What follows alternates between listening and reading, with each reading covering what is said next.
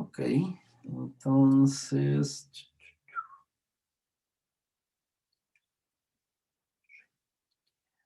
compartir pantalla, esta. Entonces, comentábamos que estamos aquí en esta segunda clase de la tercera semana, es como nuestra sexta clase, ¿no? Y entonces la clase anterior estuvimos hablando un poco de la historia de Internet y en particular como la historia de los navegadores y JavaScript y sus problemas y las peleas entre las tecnologías y los frameworks que hay ahora y algunas de las particularidades que tiene el mundo del desarrollo web y los frontend y los backend y etcétera. Y hoy vamos a hablar de esta introducción a JavaScript directa, o sea, ya empezar a hacer código.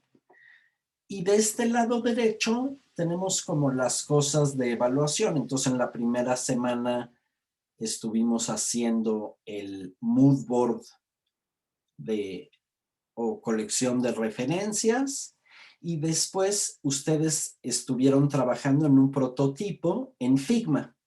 Y este era el prototipo mínimo de su aplicación, es decir, como los wireframes, que la idea es que los vamos a revisar ahora. Y la idea es que la próxima semana ustedes tuvieran una, eh, un prototipo que ya tiene como movimiento y simulaciones y no sé qué. Y la próxima semana, el lunes, yo les contaría la segunda parte de JavaScript y ustedes no tendrían tarea en esa clase y la dedicarían a terminar el prototipo lo mejor que puedan y me entregarían su prototipo en Figma. Y haríamos el jueves de la próxima semana una pequeña evaluación sobre lo que hemos visto hasta ahora. Y con eso terminaríamos el primer mes de evaluación. ¿Hasta aquí estamos todos en la misma página? Sí. Ok. Sí, nada más para que vayan viendo cómo está, o sea, porque pues, es muy poquito tiempo, un mes, y tenemos 2 clases a la semana, y entonces ya la próxima semana es la semana de evaluación, entonces supongamos que, bueno, digamos, harían la entrega de lo más avanzado del prototipo que tengan el jueves y ese mismo día haríamos una evaluación. ¿Cómo suelen ser sus evaluaciones en esta carrera? ¿En general tienen evaluaciones escritas?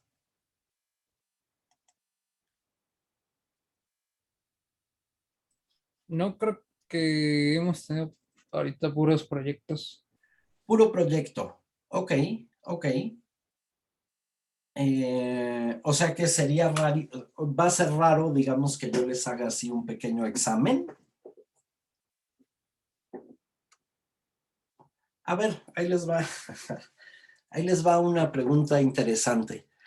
Si tuvieran que escoger una pregunta que les gustaría que viniera en un examen, una buena pregunta, ¿qué pregunta incluirían?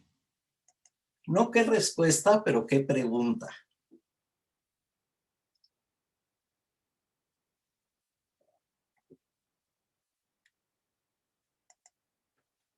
¿En cualquier examen? No, no, en el de esta materia, en el de estas 3 semanas que hemos platicado. ¿Cómo qué cosas le preguntarían a alguien para saber si ya llevó este curso o no, por ejemplo?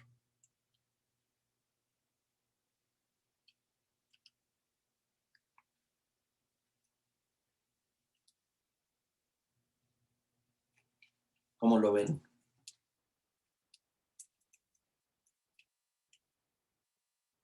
¿Está complicada la pregunta? No se me ocurre nada. A ver, se los pregunto de otra manera. ¿Qué creen que han aprendido? ¿Qué cosas no sabían y ahora dicen, ah, mira, yo eso no lo sabía y ahora lo sé? De manera que le puedo preguntar a alguien si ya lo sabe, y si no lo sabe, pues es que no ha llevado nada sobre desarrollo web. Pues tal vez lo de la arquitectura por capas. Ok, esa por ejemplo es una buena pregunta de examen, ¿no? ¿Cuál es la arquitectura típica de una aplicación web? ¿Y dónde está el cliente, dónde está el servidor, o dónde está el modelo y dónde está el controlador? ¿No? Como que eso es técnico de esta materia, ¿no? ¿Qué otra cosa? ¿Qué otra cosa dicen? Ah, mira, yo no sabía eso y ahora ya lo sé.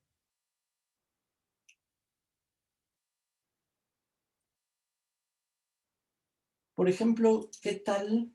¿Se acuerdan que la clase pasada vimos esto de que JavaScript tiene 3 operadores de igualdad distintos en lugar de 2? Está la igualdad como asignación, la doble igualdad como una comparación que compara el valor pero no el tipo. ¿Se acuerdan que podíamos hacer que un string que decía 23, cuando lo comparábamos con doble igualdad con el número 23, nos regresaba un booleano true, de que era verdad, que esas dos cosas eran iguales? Y entonces en JavaScript se usaba un signo de 3 igualdades consecutivas para probar el tipo y el valor. ¿Se acuerdan de esto? Sí, más o menos. También me acuerdo que vimos la clase pasada lo de el Document Object Model. ¿Sí? El DOM. Ajá, el DOM, ¿verdad? Hablamos del DOM. Hoy vamos a hablar un poquito más del DOM para que sea más preciso qué es ese objeto. Ajá. Y por ejemplo, yo he insistido mucho, tal vez demasiado, en la diferencia entre programar orientado a objetos y las cosas asociadas a los objetos, y programar en otros paradigmas de programación como los funcionales.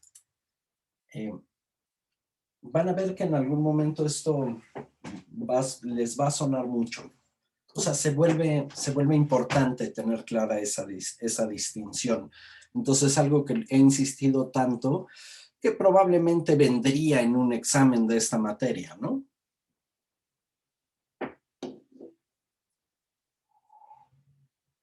Bueno, vamos a aprender ustedes y yo cómo funcionaría un examen de esto el jueves de la próxima semana.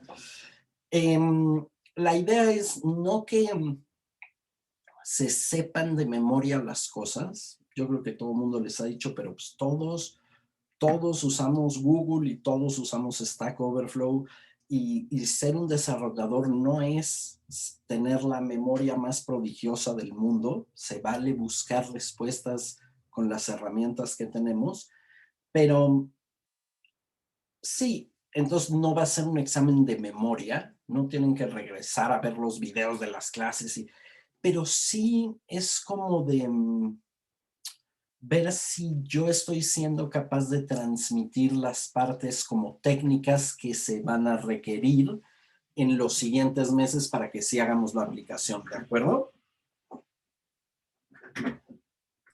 Ok. Ok, De acuerdo. entonces rápidamente, ya que estamos aquí, les voy a dar un montón de recursos que pueden o no explorar, pero es un poco para que tengan una especie de mapa para navegar la cantidad de cosas que hay respecto al desarrollo web. Entonces, nada más rápidamente les voy a hacer algunas recomendaciones y algunas cosas que voy a ir pegando en Discord mientras les cuento, y los que tengan interés se pueden ir clavando un poco más en qué está pasando. Entonces, por ejemplo, me gusta mucho este canal, Fireship.io. Tiene una serie muy buena donde te explica una tecnología en 100 segundos, que son 2 minutitos y feria. Un poquito menos de 2 minutos. Y entonces va muy rápido, pero te cuenta como las cosas que están saliendo nuevas o que se están usando o que están muy probadas o que etcétera. Entonces tiene esta serie de algo en 100 segundos. Y luego, por ejemplo, tiene uno sobre la historia de JavaScript, que si lo ven, pues les va a sonar. Por cierto, son la mayoría, creo que el 100% de las recomendaciones que les voy a hacer en esta ocasión están en inglés. Entonces, también es un buen ejercicio para ver cómo van en su inglés. Entonces tiene, bueno, historia de JavaScript. Tiene este que me gusta, que se llama La Guía para Sobrevivir JavaScript, que es muy concisa y te cuenta más o menos como lo básico que tienes que saber para empezar a escribir código.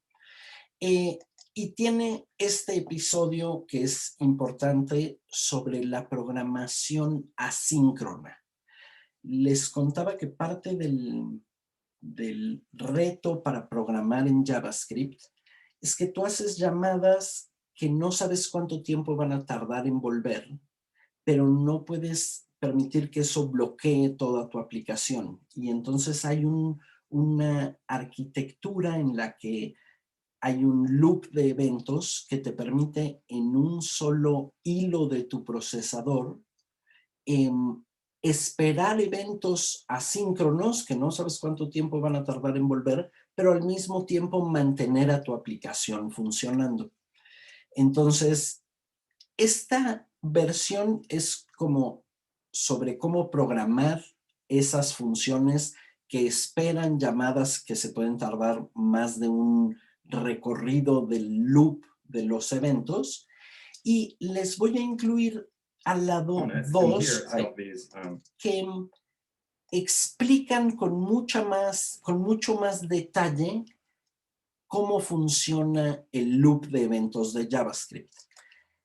Estos dos, que son sobre la arquitectura del loop, no son, digamos, son más avanzados, no son necesarios para la aplicación que nosotros vamos a hacer. Nosotros vamos a aprender a usarla y que nuestra aplicación corra, pero si alguien tiene interés de entender por qué funciona como funciona, entonces hay que revisar cómo es esta arquitectura del loop. Entonces también se los voy a pegar. Y finalmente este que me gusta, sobre la distinción entre programación de objetos y programación funcional.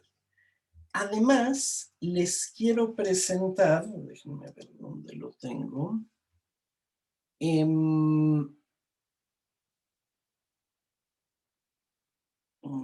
Aquí está.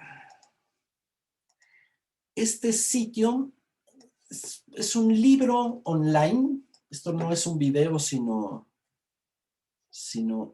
un libro tal cual, que se llama JavaScript Elocuente. Y está bien escrito, está bastante actualizado, va pasito a pasito y tiene un pequeño intérprete en el que puedes hacer ejercicios que te sugiere el libro y vas viendo si le agarraste la onda o no.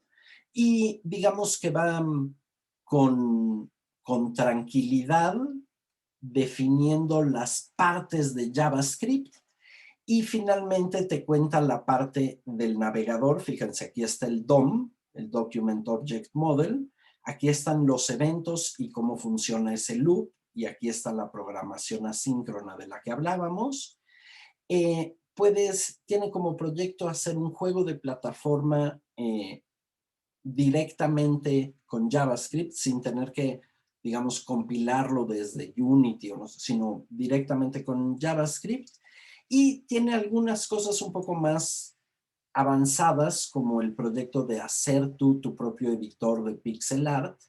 Y finalmente Node.js, que les contaba que esto es lo que permite escribir también el backend de una aplicación en el mismo lenguaje. Entonces está bastante completo y si les interesa el desarrollo web, es una buena fuente, lo mantienen bastante bien, entonces ese les puede gustar. Luego, este sitio, tal vez lo conocen, que se llama Free Code Camp. Y FreeCodeCamp tiene tutoriales de un montón de cosas y, digamos, puedes hacer tu carrera como aprendiendo desarrollo, haciendo estos cursos prácticamente. Se los voy a dejar solo porque quiero que vean la cantidad de horas que ellos dedican a cada parte de su curso. Entonces, para ser web responsiva, es decir, sitios web que responden al tamaño de las pantallas, su certificación es de 300 horas. Para, digamos, la certificación sobre JavaScript son otras 300. Sobre algún framework, este es el logotipo del React, el que les digo que después puedes hacer native React para hacer aplicaciones de teléfonos, pues esos son 300 horas. V3, que es una librería de visualización, que si quieren luego, cuando hablemos de librerías, hablamos de ella, otras 300 horas. Hacer tus servidores y el backend y otras 300 horas. Lo que sigue después ya no tiene que ver con desarrollo web, pero digamos, alguien que se dedica al tema, dedica muchas horas a entender toda la profundidad de la tecnología.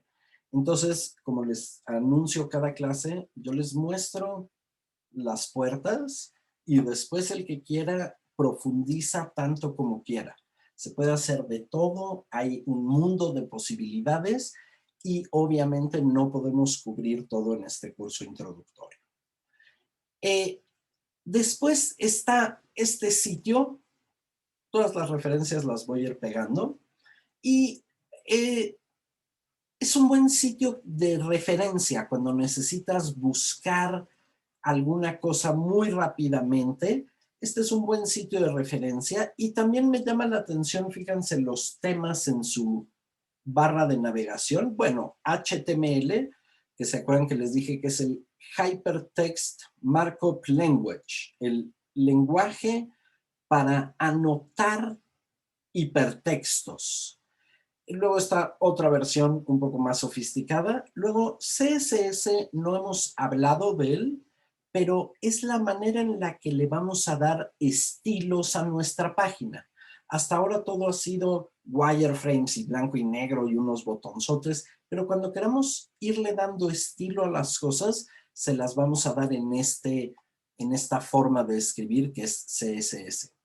JavaScript, pues el lenguaje de programación de la web.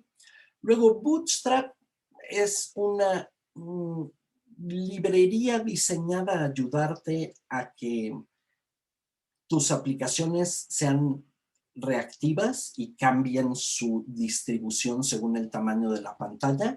Yo honestamente, en algún momento esto fue súper popular y ahora tiene sus usos. Yo creo que es demasiado ambiciosa o demasiado pesada para lo que uno necesita actualmente, pero bueno, sigue existiendo. jQuery, por ejemplo, fue tal vez la librería más importante de JavaScript cuando empezó. Creo que la mencioné la clase pasada. Hoy yo sí les diría no usen jQuery, ya no lo usen. PHP es un lenguaje que se usa actualmente, es menos popular, pero para hacer backend. XML es otro lenguaje de markup de documentos y JSON es la forma de definir objetos típica de JavaScript. De hecho, el nombre viene de JavaScript Object Notation, la manera de escribir objetos de JavaScript. Y luego los que siguen son otros lenguajes de programación, Python, que no nos interesa en este momento, C++, Java, ninguno de esos nos interesa, tienen sus referencias de C#. Y finalmente SQL, les contaba que es el Standard Query Language, que es con el que le preguntamos cosas a la base de datos.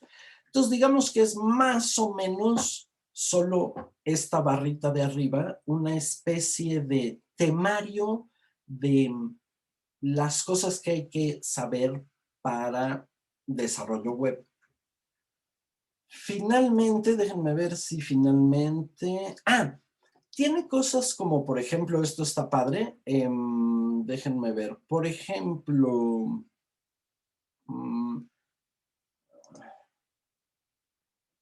si le pico alguna, por ejemplo, aquí le piqué a esta tag, base front, puedo venir y me da un ejemplo de cómo se usaría, y si le pongo test it now, me lleva a un lugar donde puedo ver escrito el markup language, esto es HTML, y puedo cambiarlo, y si lo cambio, por ejemplo, aquí voy a poner ejemplo en lugar de example, puedo correr mi código en línea y veo lo que le pasó, lo que le pasaría a mi sitio web. ¿Sí? ¿Vieron cómo cambió, no? Y entonces aquí pues puedes hacer tus pruebas de escribir cosas y ver qué les pasaría directamente en tu navegador. Ahora, ya si vas a hacer eso, la verdad es que el sitio que les recomiendo es este de aquí, que se llama CodePen.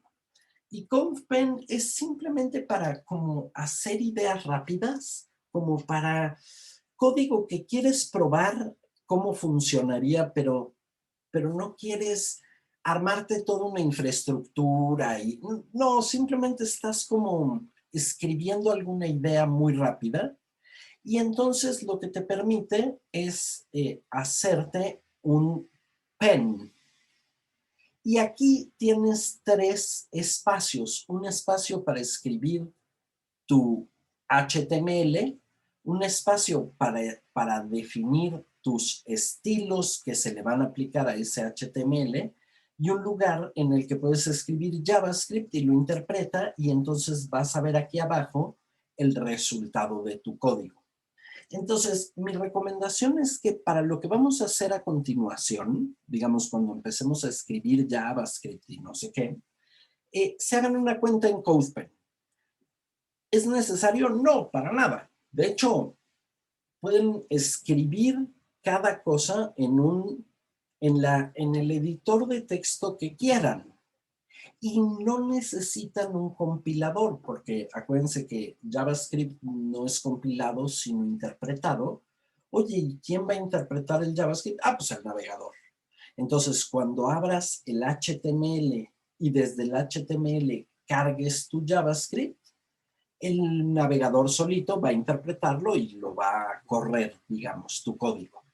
Pero si no quieres pasar por toda esa lata de tener por un lado tu editor de texto y luego tener que abrirlo en un navegador y no sé qué, puedes tener un CodePen y ahí hacer tus primeras pruebas. Oye, pero yo quiero hacer un proyecto grande en web.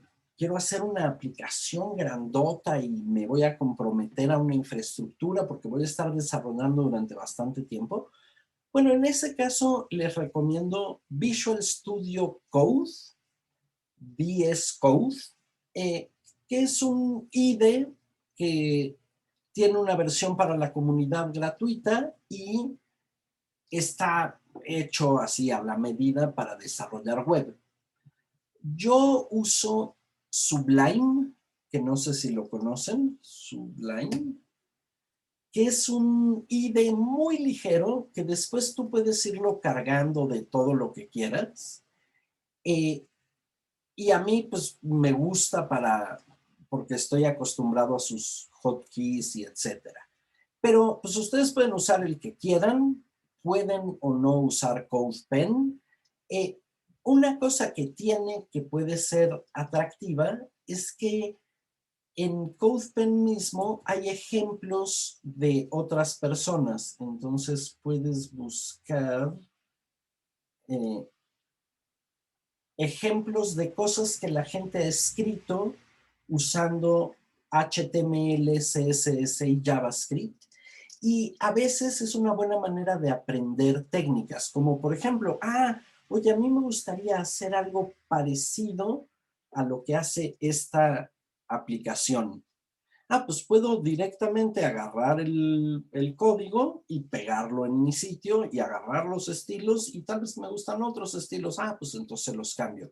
Aunque aquí, por ejemplo, lo que estábamos viendo que hacía, tenía justo que ver con lo que hacían los estilos, que es esto de cómo levantarlo y no sé qué. Entonces, también como, digamos, una herramienta de referencias y así, no es mala idea tener CodePen y de vez en cuando explorar las cosas que se pueden hacer. Déjenme ver si algún otro. No, ok. Entonces, les voy a ir pegando los links de una vez antes de que se me olvide en el Discord. Vamos a pasarlo para acá. Y lo siguiente que vamos a hacer es hacer el ejercicio de retroalimentación de los wireframes que tienen en Figma. Entonces, ¿cómo quieren que lo hagamos? ¿Quién se pone de voluntario para el primer experimento de retroalimentación? Pues si quieres yo, ¿cómo lo comparto? ¿Cómo le hago? Entonces, lo más fácil es que, por ejemplo, te demos un correo electrónico y tú lo pegues en el botón, o sea, cuando le picas share, te pregunta, ¿qué correo electrónico te gustaría mandarle una invitación? Por ejemplo, te voy a poner en el Discord o lo mando por el chat del Zoom, mejor. Por el chat del Zoom. Creo que anotar, no, control remoto.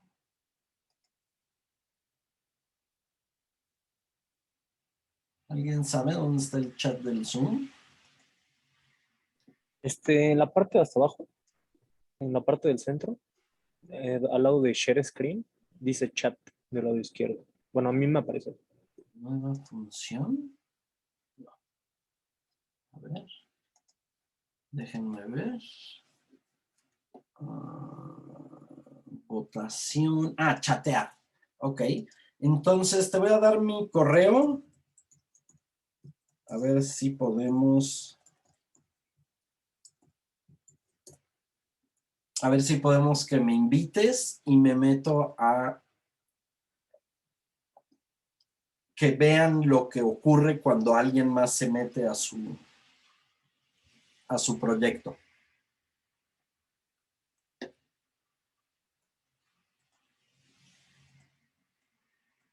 Mientras tú instalas eso, yo les pego estos. Ya lo invité. O bueno, qué velocidad. Qué bueno, velocidad. no sé si necesitaba que instalara algo. Creo que no. A ver. Bueno, este para acá. Luego este. Ya me llegó tu invitación. Y entonces vamos a ver ahora tu pantalla para que puedan ver lo que ocurre.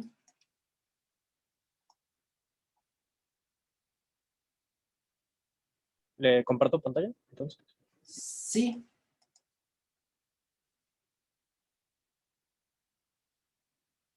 Ok. Entonces, no sé.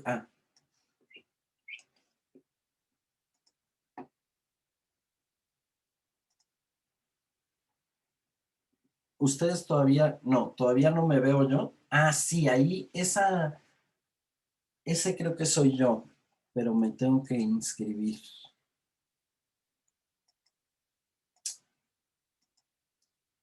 Dame un segundo.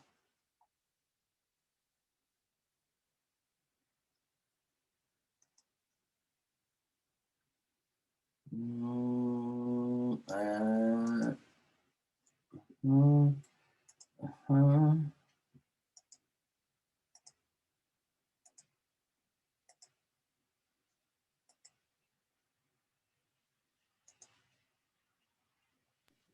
Ya me salió por acá. Bueno, aquí dice anónimo. Es que me deja. A ver.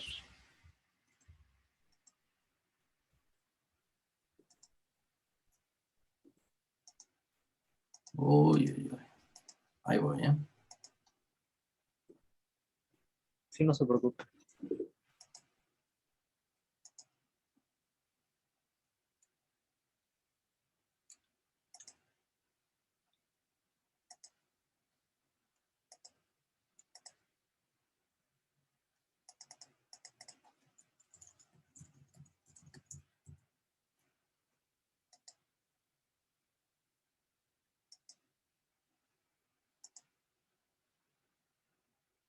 Ah, por fin. Ok, ahí estoy yo. ¿Me ven? Sí, yo sí. Ahí está. Sí, aquí está. Sí, sí lo veo. ¿Y qué pasa si ahora vas a mi icono y lo picas? Ah, puedo verlo en tiempo real. Igual, ver qué está haciendo. Y entonces yo aquí puedo venir y hacer comentarios, como por ejemplo,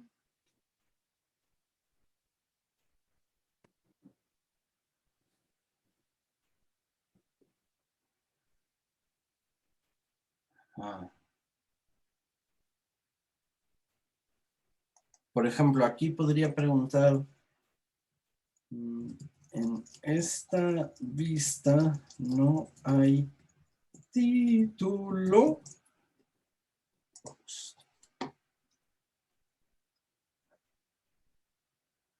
Ahí me sale.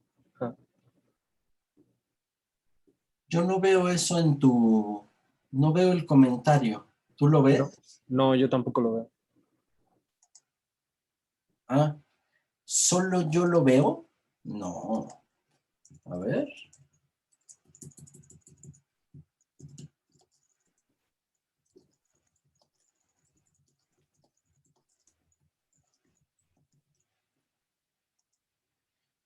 Creo que la parte de arriba a la izquierda, donde está el iconito de los comentarios. Ajá, Ah, sí, ahí está, ahí está. exacto.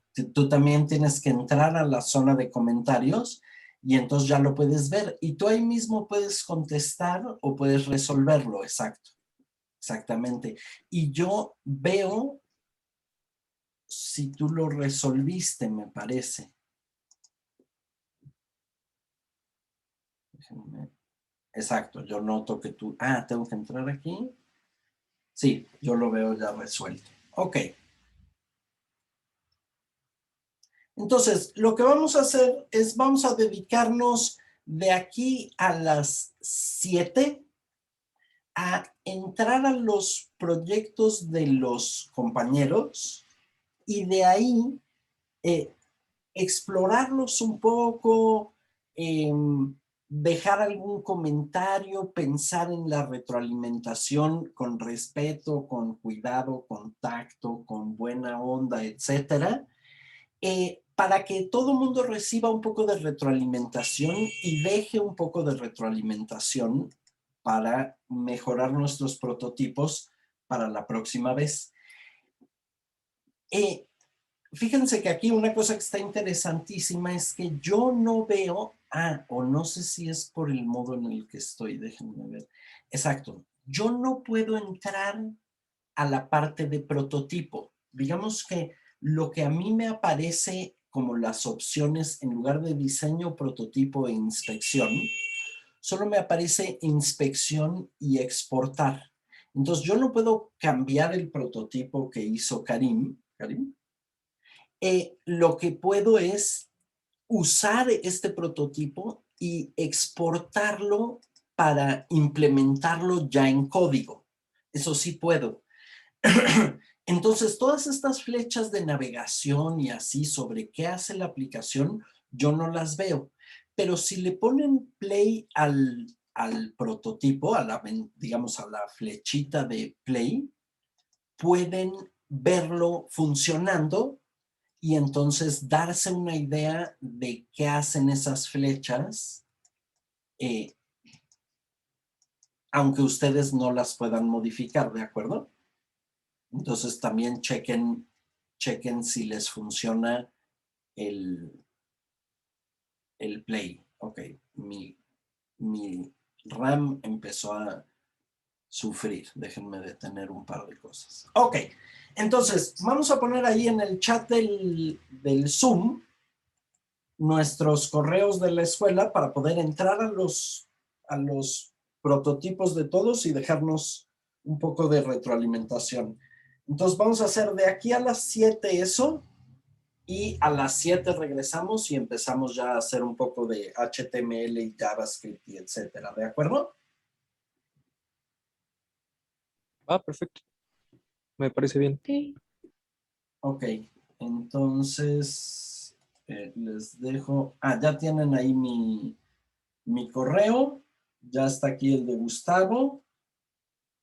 Y en sus proyectos, cópienlos de los demás e invítenlos para que puedan entrar y no sé qué y verlos. E invítenme a mí también para que yo pueda ver cómo van. Ok. Bien, entonces voy a apagar mi audio de aquí a las 7 porque voy a estar viendo prototipos y a las 7 regreso con mi audio, ¿va? Va. Bien, entonces, hasta luego. Bye.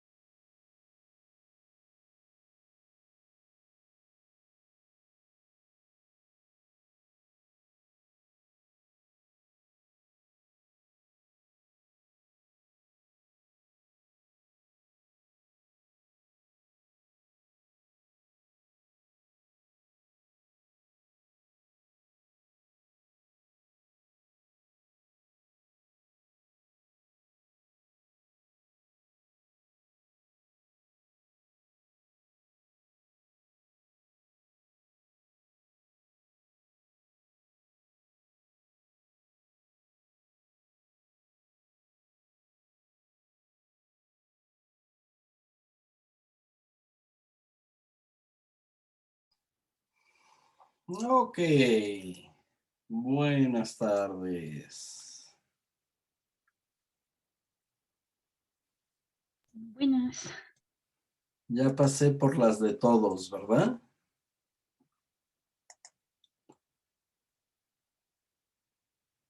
Creo que sí. Ok. ¿Y ustedes ya pudieron ver las de todos los demás? Sí, yo sí me di una vuelta por las demás. Ok.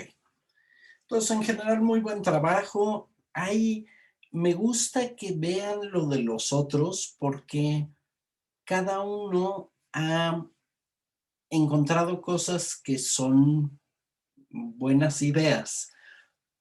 Por ejemplo, esta que creo que es la de Karim, tuvo el gesto amable de ponerle nombres racionales a sus frames y entonces eso ayuda a que cuando uno llega dice, ok, este es el home, claro, esto es un login, ok. Entonces eso inténtenlo en general en sus proyectos. Esta parte de nombrar bien las cosas, sobre todo ustedes como desarrolladores, es una herramienta invaluable tener buenos nombres para las cosas. Y luego, por ejemplo, estoy viendo, no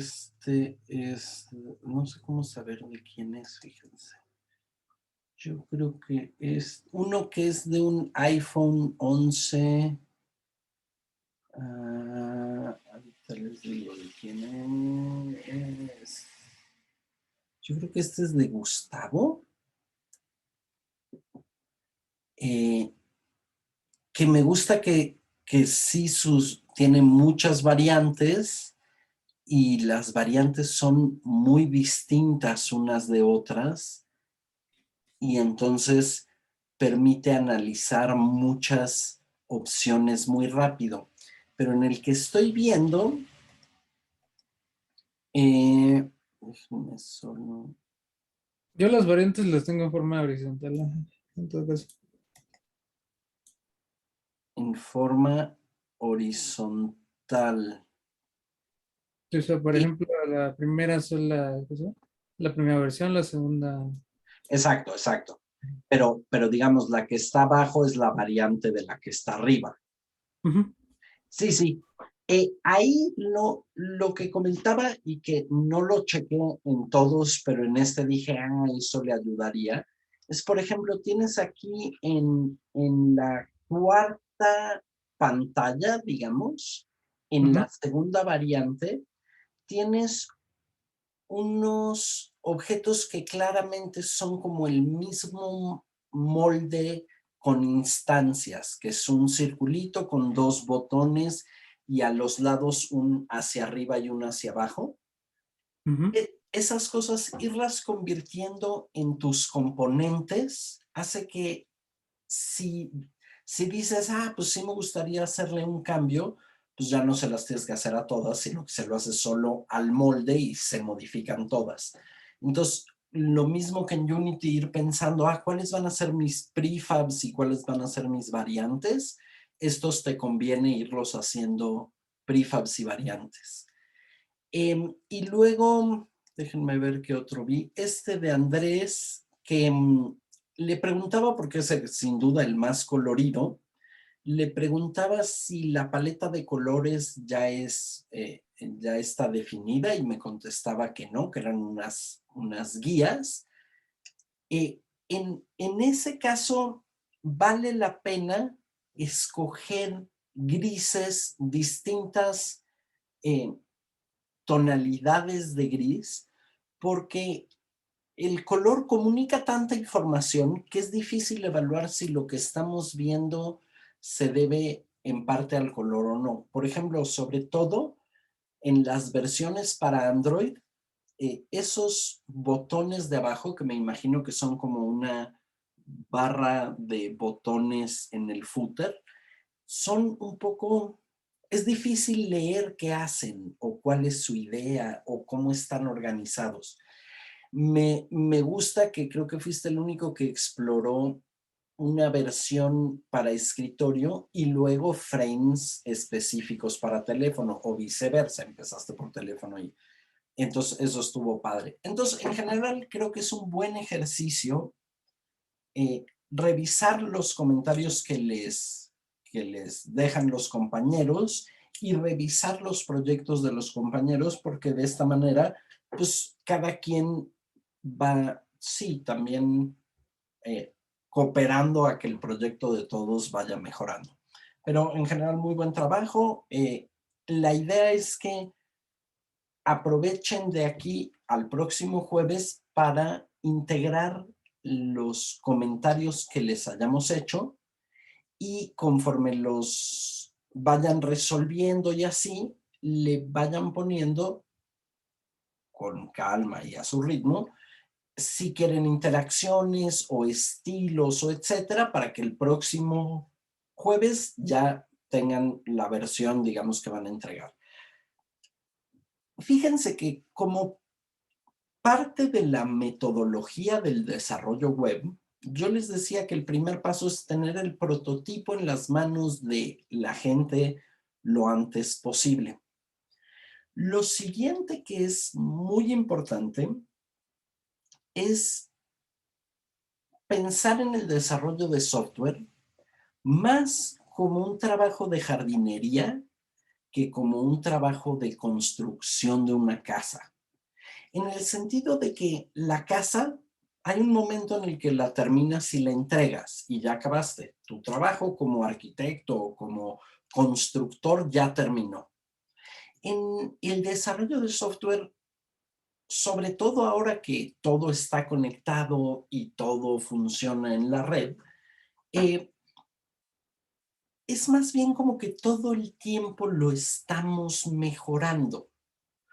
O todo el tiempo estamos podándolo un poquito y cambiándolo un poquito y regándolo y actualizándolo y limpiándolo. Entonces, también piénsenlo como modelo de negocio. Cuando alguien les dice, oye, ¿me haces un sitio web? Sí, claro, yo te hago un sitio web. Es distinto cobrarlo como una cosa que entregas y acabas, que como un servicio que estás constantemente manteniendo y actualizando. Y la verdad es que cada vez es más claro que lo realista es lo segundo, que es más realista vender el servicio de tener el sitio web y mantenerlo y etcétera, que simplemente venderlo, porque como las cosas cambian y la tecnología cambia y a las 3 semanas el cliente te está diciendo, oye, ¿y no le podrías hacer quién sabe qué? Y no le podría.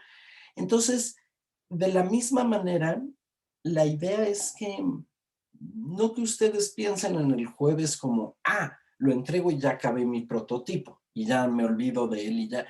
La idea es que si esto fuera un ambiente profesional, pues ustedes estarían constantemente viendo si se les ocurre alguna mejora o si se puede cambiar algo o si se puede hacer un componente nuevo, etcétera. Entonces, tómenselo así, como que es un proceso, lo llamamos de entrega continua, continuous delivery. Y vamos a hablar de cómo se montan infraestructuras de entrega continua en el desarrollo web, pero vamos a ir implementando esta práctica también en nuestras propias aplicaciones, con esta idea de que lo que tengan el jueves no necesariamente tienen que estar casados con que, entonces así es la aplicación. Pueden seguir explorando otras opciones o mejorando las que tienen o limpiando sus proyectos o nombrándolos mejor o etcétera. Y siempre hay algo que hacer. Entonces, eso, piénsenlo como un escalón en el camino, la entrega del jueves, pero es parte de un proceso que está ocurriendo y que vamos a seguir avanzando y que todavía no está cristalizado en nada. Y en general, entre más lo dejemos así como flotando, mejor. Ok.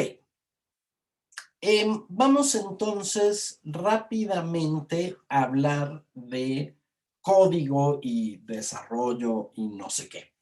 Entonces, de desarrollo web. Entonces, lo que voy a hacer es que les voy a compartir mi pantalla y les voy a mostrar un CodePen. Déjenme ver. Ok.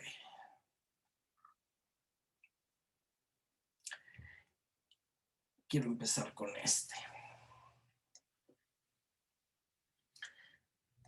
Entonces, esta es una página estática, no tiene código de JavaScript. Entonces, todo lo que está pasando en esta página es una combinación de un Dante Merlin es rich. Sí. Vamos a ver.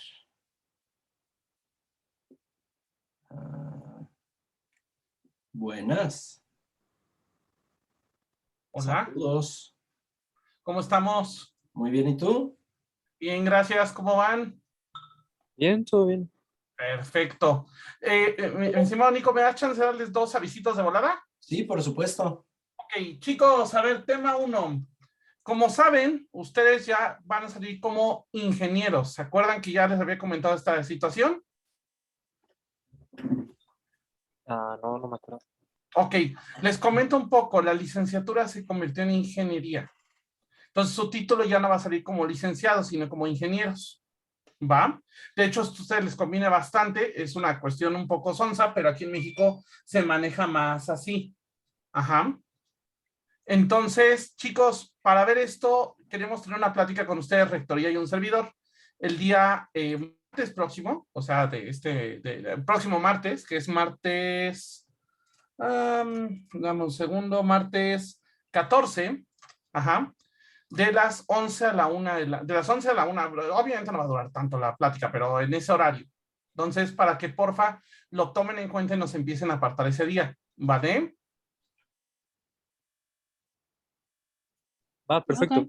Entonces dentro de 2 semanas, ¿no? No, una semana. O sea, el martes 7. Es que había dicho martes 14. Ay, perdón, la dislexia, martes 7. ¿Va? Ok, perfecto. Entonces, porfa, para que lo tomen en cuenta y vayan viendo ahí qué onda, ¿va? ¿Dudas, preguntas aquí de este tema? No. Ok. ¿Esa plática va a ser en línea o...? En línea, igual. Les voy a mandar un link de Zoom. Es que si no me recuerdo, a esa hora nos dijo el profe de Luis que Ah, íbamos a tener sí. la clase presencial, ¿no? Sí es cierto. Ajá, de 12 A ver. a... Ajá, de 2. Ok, eso sí tienen razón. Ok, en dado caso yo les doy la plática a ustedes, ¿va? Para que no tengan problema. Y ese es el otro tema. Ya está aprobada su clase presencial el día martes. ¿Ok? El día martes, yo como por ahí de las 11:30 estaré ya con ustedes, pero ya está aprobada. No le he avisado al profesor, ahorita le voy a avisar, pero ya está aprobada para que vayan y tengan ahí todo el equipo VR. ¿Estamos de acuerdo? Perfecto. Ok. Ok. Entonces ya quedó eso, porque yo sé que se los había dicho, pero pues hasta ahorita ya me aprobaron ya de manera oficial que ustedes puedan tomar esa clase únicamente esa semana en ese horario. Obviamente, si después requieren más clases o más sesiones en presencial, no hay problema, las vamos negociando, pero ahorita la que está aprobada es la de este martes, ¿vale? Vale. Ok. ¿Vale? Chicos, ¿alguna otra duda, pregunta, comentario? Sí, bueno, yo no he entrado a japonés. No creo poder entrar. Sí, está difícil. La otra que te puedo ofrecer es lo que habíamos hablado con Karen, que también está en tu misma situación, Karen Sandoval de Artista. Ajá. Porque, a ver, tú el problema que tienes, pero tú no tienes problema de horario, salvo una hora que se te empalma. Pues nada más tomo 1 hora. ¿Podrías tomar de 4 a 6? Ok. ¿Va? Podrías tomar de 4 a 6 y de todas maneras, acuérdate que como todas las clases se graban, entonces no pasa nada. Ok, es que sí no he podido entrar por cosas de entregas y así. Ok, procura entrar lo más pronto posible. Ya se te complica mucho, pues ya después puedes ver las grabadas. ¿va? Porque también entiendo que ahorita pues andan con mucho trabajo, ¿vale? Gracias, Rich. Órale. Listo, Nico, muchísimas gracias. Vientos. Listo, nos vemos, chicos. Buenas noches. Buenas noches. Bye, bye. Bye. Ok. Entonces, tenemos un sitio más bien horrible. O sea, no diría que esto es así súper estético, pero en este momento eso no es lo que me preocupa.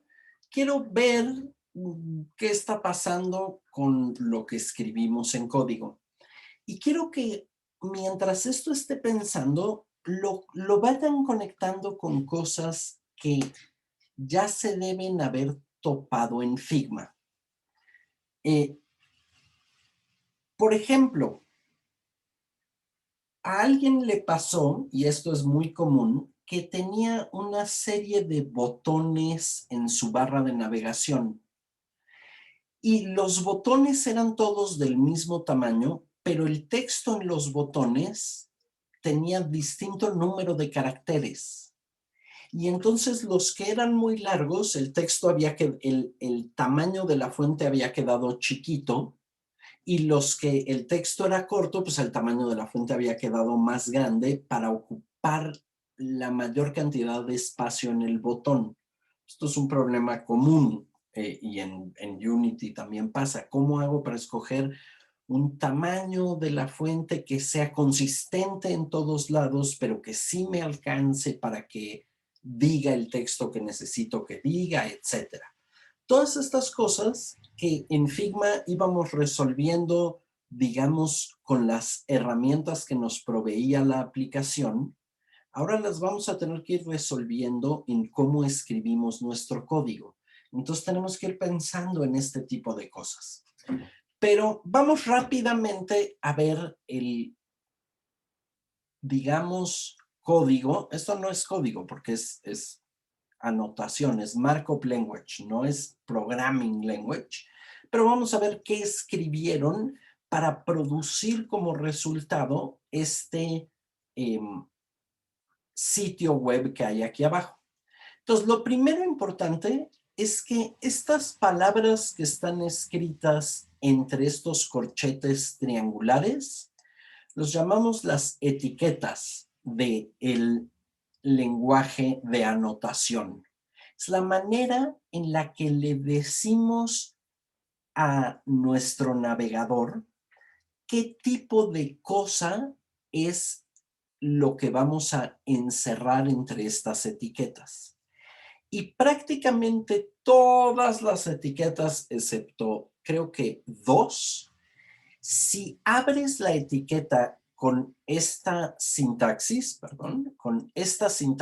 que es corchetes triangulares, la etiqueta y los cierras, esto abre la etiqueta y luego la tienes que cerrar poniendo casi lo mismo, pero con esta backslash, con esta diagonal. Y entonces aquí lo que estamos diciendo es que lo que hay entre la que está en la línea 1 y la que está en la línea 3, todo eso está anotado como ser parte del header de la página. Las páginas tienen fundamentalmente 2 partes grandotas, el header y el cuerpo o body. El header en general, su función es más bien contener metadatos sobre la página, y estos metadatos se usan para que los robots que indexan las páginas para los buscadores, o los robots que cuando tú escribes un link, por ejemplo en una red social, van y buscan cuál es el iconito y el título y la pequeña descripción que van a mostrar en la red social, seguro lo han visto. Toda esa información sobre la página, pero que no es la página, entre ellas el título, se suelen poner en el header. Y también en el header vamos a cargar librerías que vaya a usar nuestra página, scripts de JavaScript que vaya a usar nuestra página y archivos de CSS de estilos que vaya a usar nuestra página. CodePen nos ahorra tener que cargar este archivo de estilos, pero en general aquí en el header, después vemos cómo, cargarías todas las cosas que tu página va a necesitar para funcionar. Este es el lugar típico para metadatos y carga de cosas que necesitas. Un problema típico, común, digamos, cuando uno empieza esto, es que aquí en el header cargas un archivo de JavaScript, pero el archivo busca o hace referencia a objetos en el DOM. ¿Qué es el DOM? A los objetos que están aquí en el HTML debajo de la etiqueta del body. Bueno, en realidad el header también es parte del DOM, pero en esta definición pragmática que estamos usando, que es dejemos el header solo para metadatos y carga de cosas y el body para el contenido de nuestro sitio web, entonces como que cuando buscamos cosas en el DOM, el 99% de las veces nos referimos a objetos que sean hijos del body. Porque claro, fíjense, aquí tengo que dentro de la etiqueta header hay otra etiqueta H1 que es, y dentro de esa etiqueta está la palabra tutorial. Entonces, aquí está la palabra tutorial y este H1 le dice la jerarquía de texto que tiene. En este caso es la jerarquía más alta, entonces es como el título de esta página. Déjenme recargarla rápidamente, nada más porque no me gustó que decía aquí header. Ahí está. Y entonces, por ejemplo, podría bajarle esa jerarquía y entonces pueden notar que ahora el título, ¿dónde está? Tutorial, está aquí, miren, ¿lo ven? Ahora es más chiquito y está en este lugar. Ahorita vemos por qué cambió de lugar. Antes estaba aquí, cuando era H1, y cuando le puse H2, su tamaño de fuente se hizo más pequeño y cambió de lugar. Entonces, déjenme regresarlo a H1. Ahí está. Y lo que les contaba es que esto es una estructura como de árbol. Este H1 es como un hijo o algo que está saliendo del header. De la misma manera, en el body tengo el body que cierra, fíjense, hasta acá, ¿sí? Y dentro del body tengo, por ejemplo, la barra de navegación. Y dentro de la barra de navegación tengo esta clase div que cierra hasta acá. Y dentro de ese div tengo esta etiqueta A que viene de anchor o ancla. Entonces, las cosas en el documento de HTML tienen una estructura jerárquica como la jerarquía de Unity, en la que unas cosas son hijas de otras, o como la jerarquía que usábamos en Figma. Entonces, la diferencia es que aquí, en lugar de poner las cosas, digamos, con click and drag unas debajo de otras, según cómo las voy escribiendo, van quedando unas como hijas de las otras y etcétera.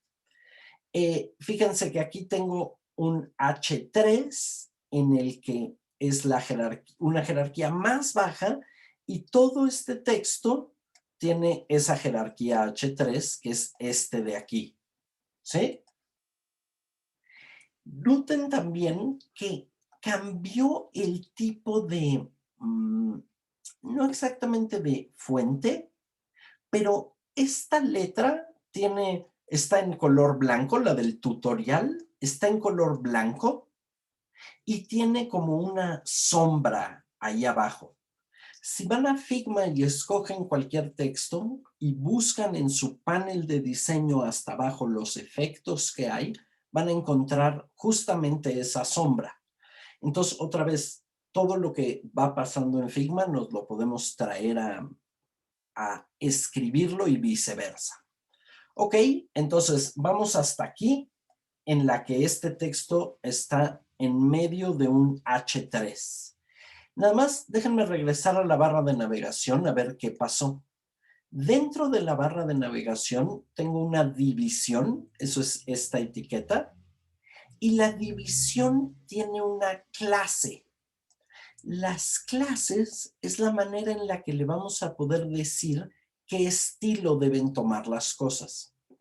Y luego, esta etiqueta A, que les decía que es un ancla, tiene un atributo href. Y esto es un hipervínculo. Y entonces me está diciendo a dónde me va a llevar esta ancla cuando le pique. Y este atributo target me dice si se abre en otra ventana o en otra pestaña o etcétera. Hay distintas opciones. Y entonces me está definiendo cuál va a ser el comportamiento de este botón. Entonces, cuando lo pique, pues me va a mandar a esta página que, si se dan cuenta, esta dirección es justo la que está aquí.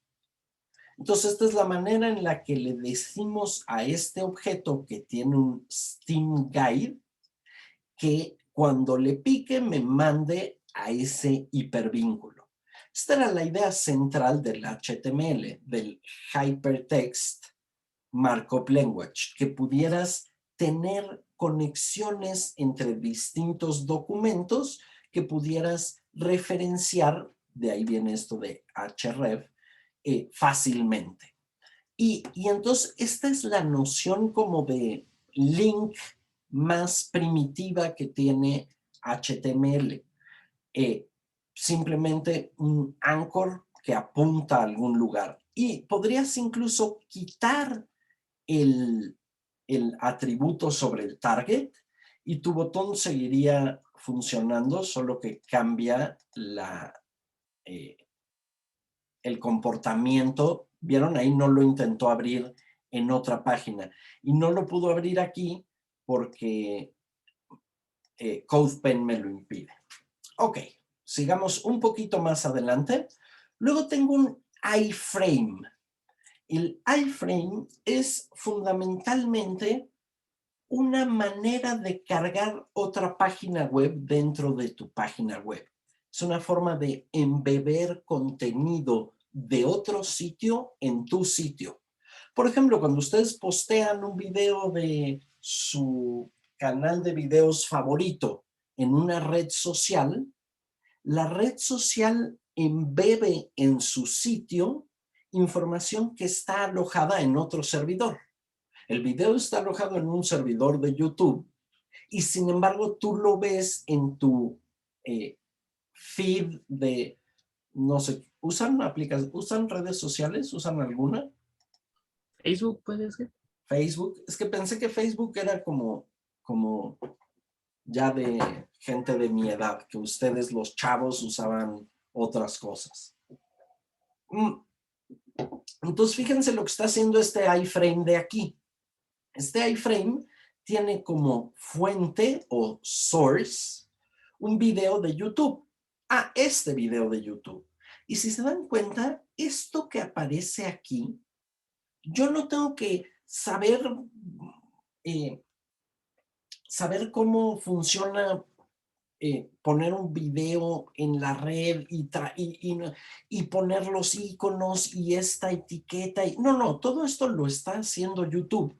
Yo simplemente estoy embebiendo una cosa que YouTube sabe hacer y la estoy mostrando en mi pantalla. Este hecho hizo que fuera muy fácil hacer páginas fraudulentas. El truco era: pon un iframe que sea exactamente como la página que quieres clonar y luego pon unos botones totalmente transparentes encima de los botones de la aplicación que estás clonando. Entonces, por ejemplo, yo podría en mi sitio web mostrar exactamente la página de un banco y poner un botón arriba del botón de login que dijera, pues cuando la gente se quiere meter, en lugar de mandárselo al banco, me lo manda primero a mí y entonces yo ya puedo leer tu nombre de usuario y tu contraseña y yo se lo mando al banco para que tú sigas creyendo que todo estuvo bien. Como pueden ver, el iframe era una herramienta peligrosa. Hoy en día no se puede hacer esto. Y tiene que ver con una cosa que hacen los navegadores, que es que tienen una protección contra lo que se llama cross-origin request. Si tú estás en el sitio CodePen y haces una petición que va a otro sitio, o llega información que viene de otro sitio que no sea CodePen.io, entonces el navegador dice, espérate, esto viene de un lugar que no sé de dónde es. Entonces, como no viene de la dirección que tú me pediste, entonces simplemente no lo voy a cargar. Este error es súper común cuando desarrollamos aplicaciones web y se lo van a topar en algún momento, el cross-origin error. ¿Y qué pueden hacer? Es una cosa que se soluciona del lado del servidor. Tienen que tener acceso ya sea a un proxy o a un servidor para ustedes obligar al tráfico a pasar por el canal que su navegador está esperando. Entonces, para no hacerles el cuento muy largo, puedes embeber partes de otro sitio web en tu sitio web, pero no puedes usar esto para hacer como que eres el otro. Eso ya no es posible, en algún momento lo fue, ya no se puede hacer. Ok, y luego tenemos unas imágenes que son estas dos, el anillo verde con estas cosas y el triángulo, que pueden ver aquí que la etiqueta es image y le digo el source, y fíjense que esa imagen está alojada en un lugar en Wikia. Entonces, pues también está en otro servidor y yo le estoy diciendo a mi página, cárgala desde allá. Y entonces mi página va a hacer una petición HTTP a esta dirección y la petición le va a regresar la imagen y entonces la va a desplegar. Fíjense que esta es una de esas etiquetas que luego no necesitas cerrar. La abres con la fuente y ya acabaste. No tienes que hacer triangulito / imagen para cerrarla. Ok, y ahí termina el nav, que es esta parte según ellos. Y luego está definida una siguiente división. Puedes tener tantas divisiones como quieras y las divisiones no se ven, son simplemente herramientas para organizar tu contenido y que les puedes poner clases. Y entonces esa división representa esto que está pasando aquí. Y entonces tiene una serie de botones. Otra vez tenemos anclas con la dirección a donde apuntan, la instrucción de abrirlo en una pestaña distinta y el nombre de lo que está en medio de esa ancla, que es este home. Ok, y tienes varios que apuntan a distintos lugares. Aquí acaba esa división y empieza el footer. Y entonces el footer es simplemente esta cosa que está hasta aquí abajo. Hay esta etiqueta HR que produce esta línea de aquí. Y pueden notar que a diferencia de todo lo demás, aquí estoy explícitamente poniendo cosas sobre su estilo. Le estoy diciendo que tenga un grueso del 100%, un tamaño de 5 píxeles y un color rojo. Por ejemplo, aquí podría cambiar el color por azul. Y entonces cuando recargue mi página, ahí está mi línea azul.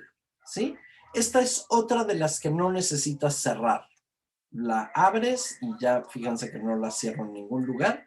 Y finalmente este H4, pues otra vez es la jerarquía más baja del texto que tengo y eso es lo que dice aquí abajo y se acabó mi página, ¿sí?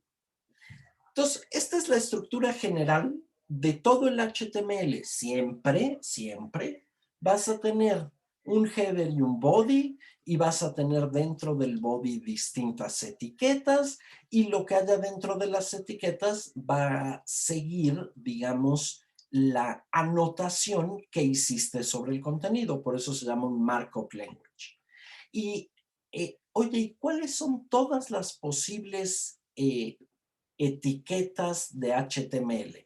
Bueno, actualmente estamos en la versión HTML5 y los navegadores muy viejos no la corren, pero yo les diría, si no lo corren a estas alturas, olvídense de ese navegador. Siempre empiecen su proyecto por lo menos en HTML5. Lo anterior ya es prácticamente obsoleto. Y aquí en este Java Point que ya les copié en el Discord, déjenme ver si no les he copiado nada en el Discord, déjenme se los copio. Tienen la lista de un montón de las etiquetas que tiene HTML. Entonces tienen las anclas, las imágenes, tablas, listas ordenadas, listas desordenadas, listas de descripciones, formas, que las vamos a ver más adelante, pero las formas lo que te permiten es dar lugares donde el usuario va a poner de su parte, va a llenar información. Tienes, vamos en las formas, tienes un botón que se llama Form Input, que lo que hace es mandarle al servidor todo lo que haya dentro de una forma. Tienes iframes, scripts de JavaScript, comentarios y distintas maneras de acomodar las cosas. Entonces, miren, la lista empieza aquí. Este es el HTML tag list y hay muchas. Ahí está el H1, el header, esta es la barra horizontal que les había dicho. Leyendas, objetos, barra de navegación, métrica, estos que les decía que son los metadatos. Entonces, obviamente, pues no vamos a ir una por una.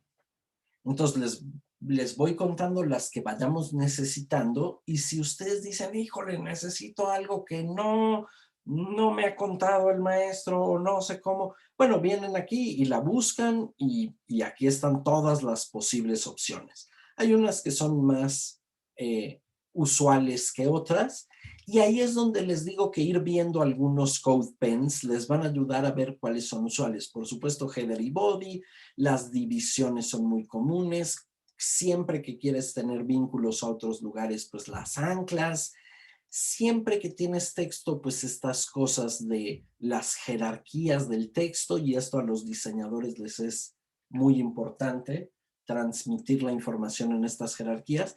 Creo que en eso el prototipo que hizo Ana era muy bueno, en que no sabías que, o sea, todos los textos eran lore ipsum, pero se veía claramente cuál era más importante que cuál, solamente por el peso de la tipografía y el tamaño de la fuente.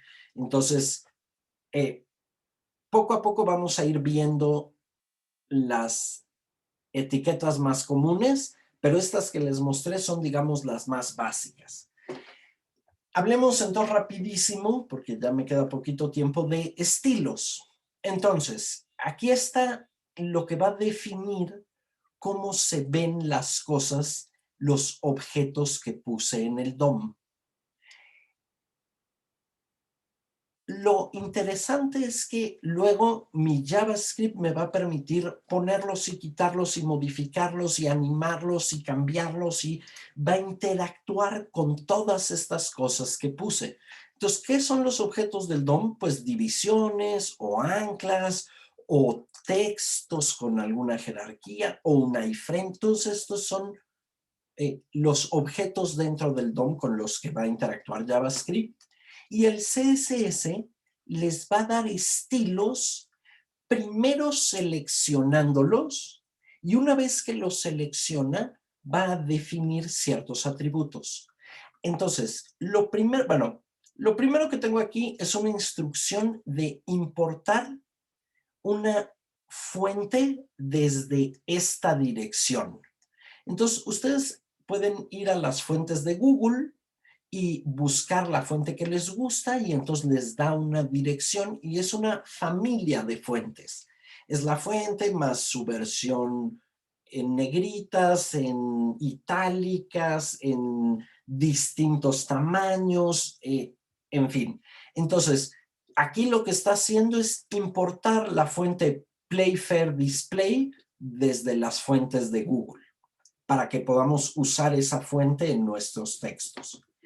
Y luego está propiamente, digamos, lo que hace un CSS, que es selecciona algo del DOM. En este caso está seleccionando un objeto que se llama body, este de aquí, y le está aplicando un atributo en específico. Dice, pues que el background color sea color salmón.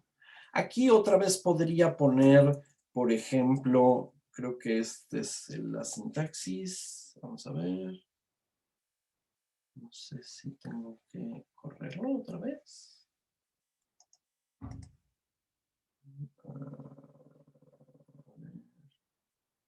Un segundo, ¿no?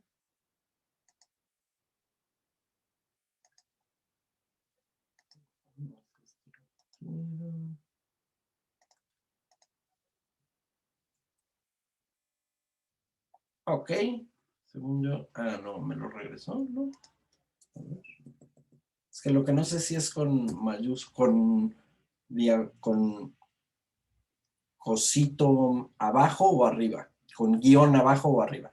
Pero bueno, ahí le puse blue y pueden ver que ahora el fondo del body cambió a blue.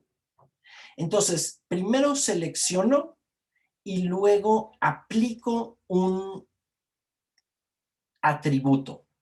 Aquí solo apliqué uno, pero podría haber aplicado varios. Por ejemplo, aquí al header, entonces lo selecciona y le aplica varias cosas. Y le aplica cosas como el ancho, el alto. Fíjense que podría haber dicho el ancho en píxeles, pero prefiere decirlo en porcentaje. Vamos a ver que hay muchas unidades distintas que uno puede usar en CSS. Puedes hablar en porcentaje, puedes hablar en píxeles, puedes hablar relativo al tamaño de la letra, puedes hablar de distintas maneras, puedes hablar en unidades que tú te inventes. Entonces, hay distintas unidades para CSS. Y tiene atributos como cómo alinear el texto. Aquí es donde, por ejemplo, si le pongo left y lo salvo, fíjense cómo el tutorial cambió de lugar, ¿sí? Y eso fue porque el tutorial es un hijo del header y como no hay nada que le diga a este H1 cómo alinear su texto, entonces hereda de su pariente más cercano ese estilo. Yo podría aquí ponerle el atributo text align y ponerle center y entonces no se escribe así, sino así.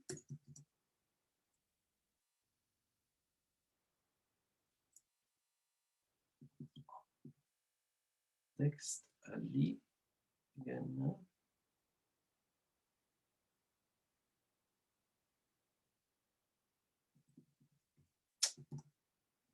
Un segundo. Oh, sí. Tendría que ser. ¿Qué está pasando aquí? Y así.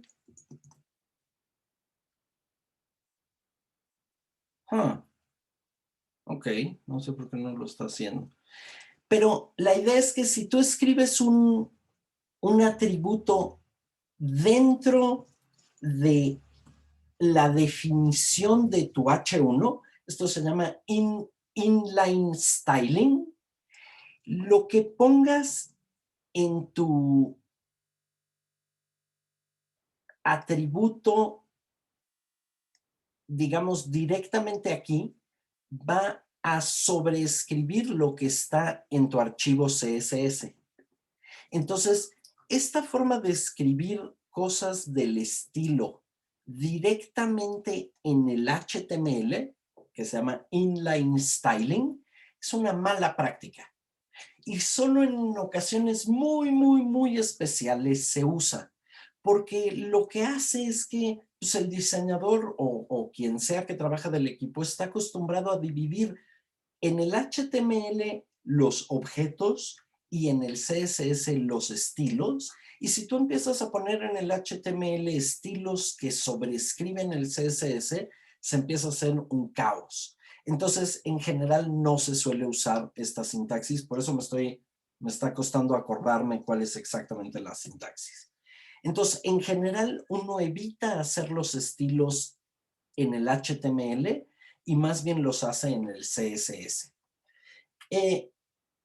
Aquí tenemos la imagen de fondo del header y entonces esta imagen de aquí, probablemente si voy en mi navegador, copy, y me voy a esa dirección, ahí está, es justo la imagen, ahí está la imagen que tenemos de fondo, pero quiero que noten que no está en todo el sitio, se acaba cuando se acaba el header, ¿sí? A diferencia de la dirección original donde sí está todo. Y luego, fíjense que aquí estoy seleccionando primero el header y luego los H1 que haya debajo del header. Si yo solo pusiera H1, le aplicaría este estilo a todos los elementos que tuvieran la etiqueta H1. Pero escrito de esta manera está diciendo, no. Primero selecciona el header y luego busca dentro del header a sus hijos que tengan la etiqueta H1 y a esos aplícales esta serie de atributos. Por ejemplo, usa esta tipografía, que es la que nos bajamos aquí arriba, ¿se acuerdan que les decía? El Playfair Display. Entonces, aplícale esta familia de tipografía y aplícale la versión con serifa. Yo sé muy poco de tipografía, convivo con gente muy clavada en la tipografía y sé que hay un universo ahí, pero yo no soy la persona para preguntarle estas cosas específicas de cuándo usas serifs, cuándo no, cuál es mejor, cómo se leen, etc. Aquí le estamos poniendo el color a nuestra tipografía, entonces déjenme regresarla al centro porque esto no me gustó. Hasta allá, entonces vamos a llevárnosla al centro. Ahí está. ¿Ok? Y le podríamos cambiar aquí el color por otro. Y aquí fíjense que estoy usando ciertas palabras para el color, pero también podría usar, por ejemplo, notación hexadecimal. Entonces podría ponerle este color. Me pasé por una. Sí. Le podría poner ese color o le podría poner este color. Y igual que las unidades, tengo distintas maneras de hablar del color. También puedes hacer una función a la que le pasas 3 valores y los convierte en el rojo, verde y azul de ese tipo. Entonces, hay distintas maneras de decir esto. Pero hay unos, digamos, precargados que CSS ya se sabe, como Salmón, que veíamos que estaba en el background antes, ¿sí?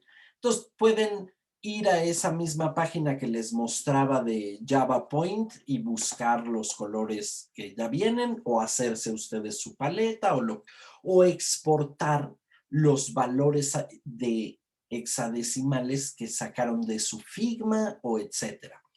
Y aquí está la propiedad de la sombra, y aquí nos dice, la está moviendo 5 a la derecha y 5 abajo, y le está poniendo este color grisáceo, pero podría cambiar esos atributos. Y aquí está usando 800% el tamaño en el que venía la fuente del lugar donde lo descargó. Entonces, pues aquí le puedes cambiar el tamaño. Ok.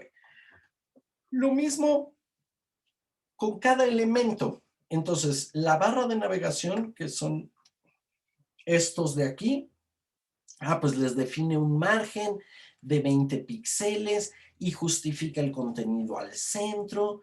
Y esta parte del display y flex tiene que ver con el auto layout, la autoorganización de los elementos que estén debajo de la barra de navegación.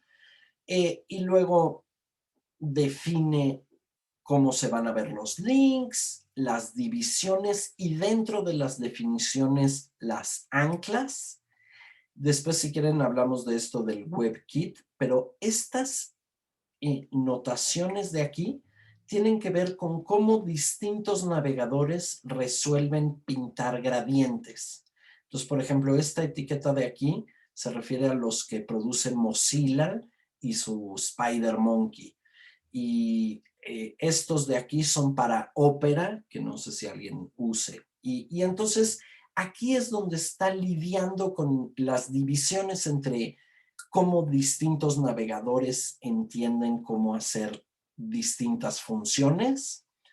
Y fíjense que lo repite para el radio del borde. Entonces aquí está el WebKit, aquí están los de Mozilla, WebKit y Mozilla, las sombras de las cajas, y después, cuando tienes 2 puntos y una palabra, es el estado.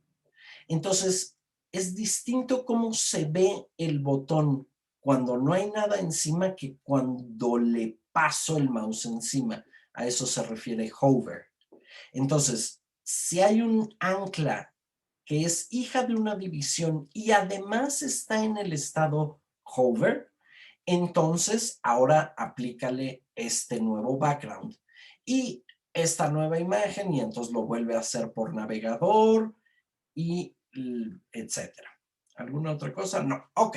Entonces, esta es básicamente la manera en la que desplegamos información en la web. Definimos los elementos en HTML y les damos estilo en CSS. Y esto es como se hacían las páginas hasta 1998, pónganle, tal vez 96. Y a partir de ahí, JavaScript empieza a modificar tanto los estilos como los contenidos del DOM. Déjenme solo comentarles uno interesante, que es este de aquí. ¿Dónde está? Link. Este de aquí, fíjense que empieza con un punto. Eso es porque no está buscando una etiqueta de HTML que se llame link. Está buscando la etiqueta que sea, pero que tenga la clase link. Y pueden ver que aquí la primera división dentro de mi nav le puse que tiene la clase link. Entonces, todo lo que sea hijo de esta división va a heredar que va a tener este margen de 10 píxeles. Es una manera en la que puedo escoger específicamente a qué división le quiero aplicar este estilo, en lugar de aplicársela a todas las divisiones. Listo. Fue muchísimo por hoy, pero al mismo tiempo, si se dan cuenta, no es loquísimo. Es ir poniéndole etiquetas a mi contenido e ir poniéndole estilos con mi CSS. Y Si van a Figma, nada más les voy a mostrar un Figma, el que sea, este.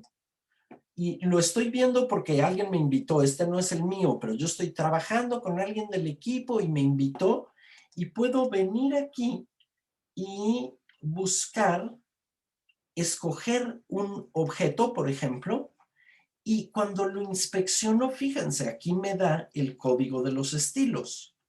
Entonces, no necesito saberme todos los atributos que necesito.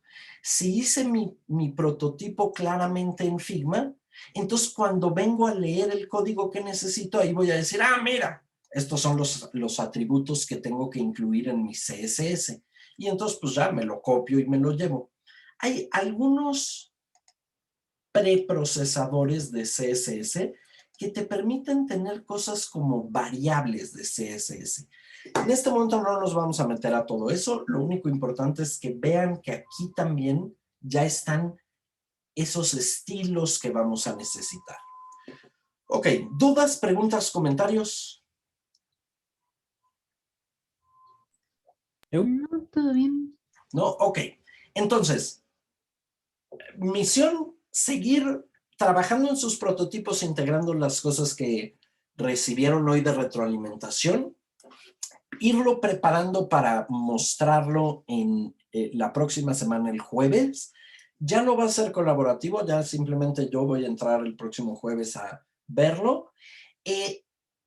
Y anótense si les quedan dudas o lo que sea para que la próxima clase revisemos lo que nos haga falta de HTML y CSS, empecemos a cambiar las cosas con JavaScript y el jueves estemos listos para nuestra evaluación y nuestra entrega, ¿de acuerdo? De Perfecto. acuerdo. Muy bien, Tos. Pues siento que hablé muchísimo y muy rápido, entonces los voy a dejar que vayan a su próxima materia o lo que sea que tengan que hacer. Sí, todavía tenemos otra clase. Muchas gracias, profe. Que descansen. Muy bien, Tos. Nos vemos el lunes. Nos vemos. Nos vemos, profe. Nos vemos, profe. Bye. Gracias. Suerte. Bye. Bye.